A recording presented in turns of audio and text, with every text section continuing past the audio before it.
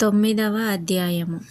తరువాత ఆయన దోణ ఎక్కి సముద్రము దాటి తన పట్టణములో ప్రవేశింపగా, ఇదిగో, జనులు పక్షవాయువుతో మంచము పట్టియున్న యొకని ఆయన యొద్దకు తీసుకొని వచ్చిరి. యేసు వారి విశ్వాసము చూచి, కుమారుడా, ధైర్యముగా ఉండుము, నీ పాపములు క్షమింపబడియున్నవని పక్షవాయువు గలవానితో చెప్పెను. ఇదిగో, శాస్త్రులలో కొందరు ఇతడు దైవదూషణ చేయుచున్నాడని తమలో తాము అనుకొనగా, యేసు వారి తలంపులు గ్రహించి, మీరెందుకు మీ హృదయములలో దురాలోచనలు చేయుచున్నారు? నీ పాపములు క్షమింపబడియున్నవని చెప్పుట సులభమా? లేచి నడువుమని చెప్పుట సులభమా? అయినను పాపములు క్షమించుటకు భూమి మీద మనుష్య కుమారునికి అధికారము కలదని మీరు తెలుసుకొనవలెను అని చెప్పి, ఆయన పక్షవాయువు గలవాని చూచి, నీవు లేచి నీ మంచమెత్తుకొని నీ ఇంటికి పొమ్మని చెప్పగా, వాడు లేచి తన ఇంటికి వెళ్ళెను. జనులు అది చూచి భయపడి మనుషులకిట్టి అధికారమిచ్చిన దేవుని మహిమపరిచిరి. యేసు అక్కడ నుండి వెళ్ళుచు సుంకపు మెట్టునొద్ద కూర్చుండియున్న మత్తయి అను ఒక మనుష్యుని చూచి, నన్ను వెంబడించుమని అతనితో చెప్పగా, అతడు లేచి ఆయనను వెంబడించెను. ఇంటిలో భోజనమునకు యేసు కూర్చుండియుండగా, ఇదిగో, సుంకరులను పాపులను అనేకులు వచ్చి ఆయన యొద్దను ఆయన శిష్యుల యొద్దను కూర్చుండిరి. పరిసయ్యులు అది చూచి, మీ బోధకుడు సుంకరులతోనూ పాపులతోనూ కలిసి ఎందుకు భోజనము చేయుచున్నాడని ఆయన శిష్యులనడిగిరి. ఆయన ఆ మాట విని, రోగులకే గాని ఆరోగ్యము గలవారికి వైద్యుడక్కరలేదు గదా, అయితే నేను పాపులను పిలువ వచ్చితిని గాని నీతిమంతులను పిలువ రాలేదు గనుక కనికరమునే కోరుచున్నాను గాని బలిని కోరను అను వాక్య భావమేమిటో మీరు వెళ్ళి నేర్చుకొనిడని చెప్పెను. అప్పుడు యోహాను శిష్యులు ఆయన యొద్దకు వచ్చి, పరిసయ్యులును మేమును తరచుగా ఉపవాసము చేయుచున్నాము గాని నీ శిష్యులు ఉపవాసము చేయరు, దీనికి హేతువేమని ఆయనను అడుగగా, యేసు, పెండ్లి కుమారుడు తమతో కూడా నుండు కాలమున పెండ్లి ఇంటివారు దుఃఖపడగలరా? పెండ్లి కుమారుడు వారి యొద్ద నుండి కొనిపోబడు దినములు వచ్చును, అప్పుడు వారు ఉపవాసము చేతురు.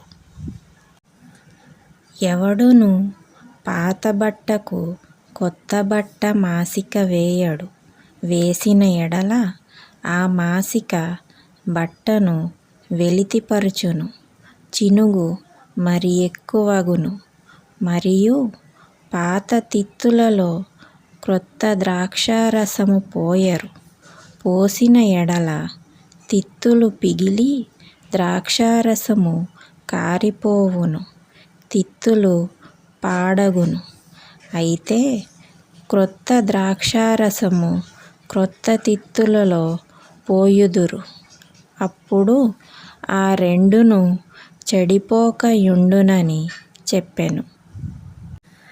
ఆయన ఈ మాటలు వారితో చెప్పుచుండగా, ఇదిగో, ఒక అధికారి వచ్చి ఆయనకు మ్రొక్కి, నా కుమార్తె ఇప్పుడే చనిపోయినది, అయినను నీవు వచ్చి నీ చేయి ఆమె మీద ఉంచుము, ఆమె బ్రతుకుననెను. యేసు లేచి అతని వెంట వెళ్ళెను. ఆయన శిష్యులు కూడా వెళ్ళిరి.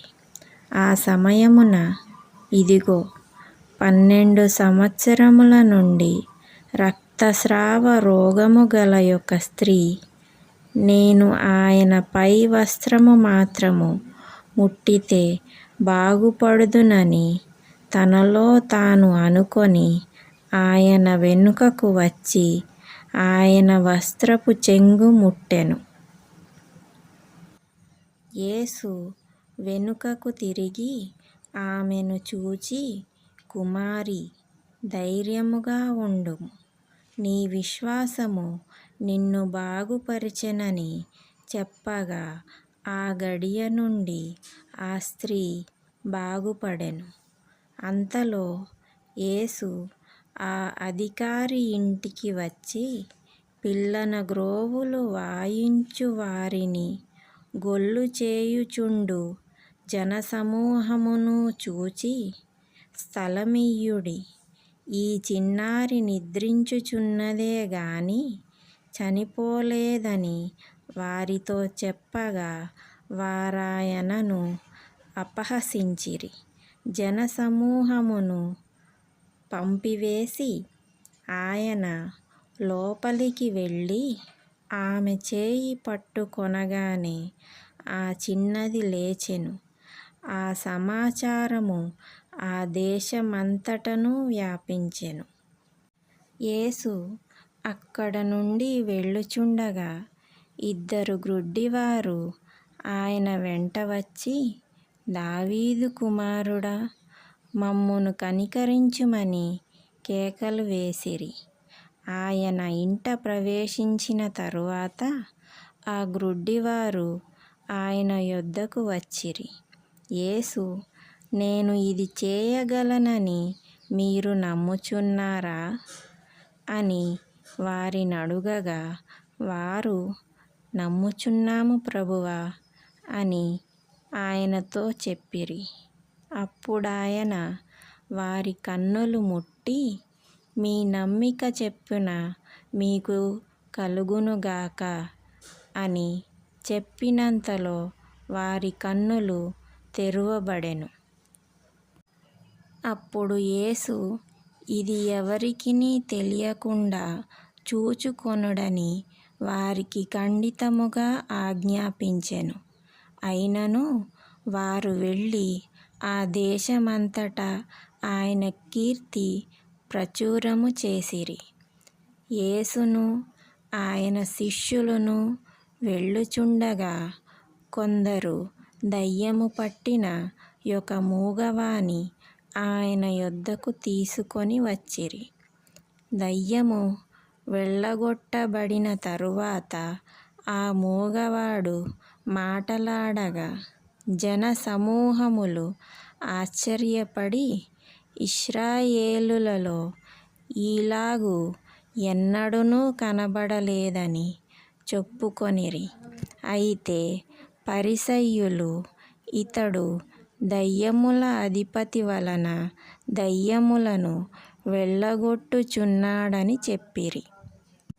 యేసు వారి సమాజ మందిరములో బోధించుచు, రాజ్య సువార్త ప్రకటించుచు, ప్రతి విధమైన రోగమును ప్రతి విధమైన వ్యాధిని స్వస్థపరచుచు సమస్త పట్టణముల యందును గ్రామముల యందును సంచారము చేసెను.